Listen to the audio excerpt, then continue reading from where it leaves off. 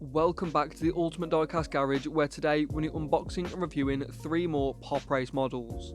Now, if you would like to check out any more PopRace unboxings, there will be a link down in the description to the playlist where you can check out all the other cars that we have unboxed from the brand.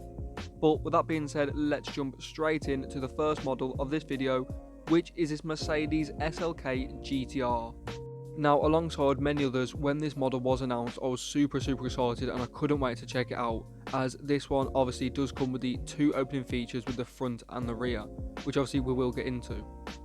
But I keep saying with every single PopRace video that the models keep getting better with every single release, and that is why I did want to check this out to see the level of detail that they have got on this SLK GTR.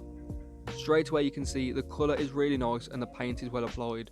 The carbon effect on the spoiler is really nice, and the same goes for the trim around the front, and you can see the colour for the decals are super vibrant. But obviously the main features are the fact that it does have the rear opening engine cover and also the front as well, which we will get into. But you can see the level of detail on the rear engine piece is absolutely phenomenal.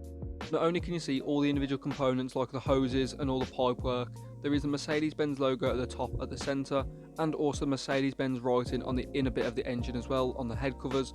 Really cool attention to detail, especially like I say with all the chromed out pipework. And obviously like I say, the front does also open as well, with even more detail with the front suspension and also the Mercedes-Benz logo and sponsor as well. You can also see the front and back does have magnets to put on the covers, so they aren't loose and won't come off very easily, meaning you can put the model upside down and not worry about the parts falling off at any time, which is really good. But like I say, the level of detail is absolutely phenomenal, and I truly believe this could be one of the best value for money models on the market right now, especially considering the level of detail you are getting for the price of around £20 that these models do retail at. Absolutely fantastic. And here you can see the parts do fit on nicely, and like I say, they won't come off very easily at all. I did have a little bit of issue with the back, but honestly that's just me being a little bit awkward. Now, for the exterior of the model, like I say, the decals are really nice and vibrant and really well placed. I would like to have seen a little bit more detail on the headlights, but again, considering the level of detail on the whole car, I'm not too fussed at that overall. Same goes for the tail lights. I would like to see them a little bit smaller as they are quite large, but again, I do think that the level of detail on the interior of the model, or obviously the engine of part of the interior, is very good and does make up for it. Although I would like to see improvements on future models, as this isn't the only model that has got a little bit accentuated features for the headlights and the tail lights, as you will see in this video. You can really see the level of detail on that engine bay there. Obviously, like I say, with the magnets to hold it down, you can see all the pipework and all the hoses. Really cool attention to detail, and like I say, definitely one of the best models on the market right now for the price. But that now brings us on to the second model of the video, which is this bright yellow Mazda RX7 RE Amemiya. Now, this is the first variation of this model I have checked out, but I have seen the dark blue variation, and I will be unboxing the light blue Tokyo Auto Salon alongside the V8 Camry, so make sure to subscribe and hit notifications so you don't miss that video. You can see some of the differences between this and the dark blue variation are the added extra decals, including the RE Super G on the front. You can see the RE Amemiya decal on the side on the door, and the smaller decal, which I couldn't quite make out, I think it's the RE Amemiya as well, on the front fender. You can see just the plain RX7 on the back instead of the badges on the darker blue, and again the RE Super G also on the carbon fibre spoiler, with that rotary decal on the rear window, which is super crisp and really well placed. You can also see it does have the different wheels. Instead of the darker 6-spoke wheels, this has got the chrome multi-spoke, which look really good and obviously spin like normal. You can see with the engine now out on display, the strut brace is nicely coloured to match the car, which is another difference between the model. And the strut brace does also pop off if you do feel it is in the way and want to see more of the engine. Again, really nicely detailed engine with the pipework and the radiator all nicely displayed, and also the clamps and hoses, again all individually painted. Really cool to see, and obviously it closes nicely and fits super flush. Now, the headlights and the tail lights on this model are really nicely proportioned. The tail lights especially are really nicely detailed on this RX7 and look really realistic, especially with that RX7 on the back. and also the badge as well, looking really good. And obviously again you can see the engine bay a bit closer up there with even more detail. Again, really cool that they can get that much detail on this small of a model, especially for, again, the price that you are paying for these models.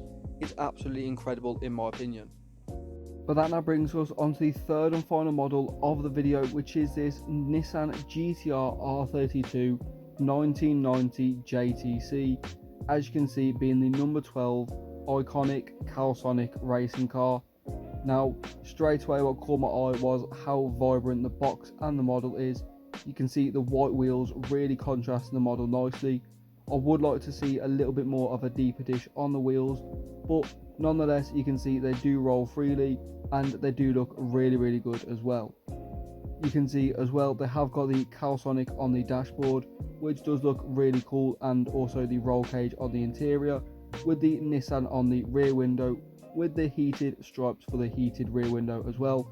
Really cool attention to detail. Again, like I say, the decals are really nicely placed and super easy to read, just like on all the other previous models.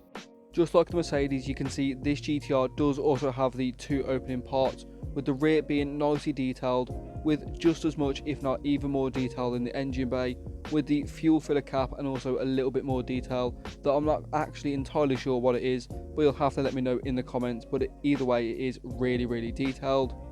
You can see, just like the RX7, the strut brace is nice and visible and also can be popped off if you do want to. It doesn't break the model and it can be popped back on.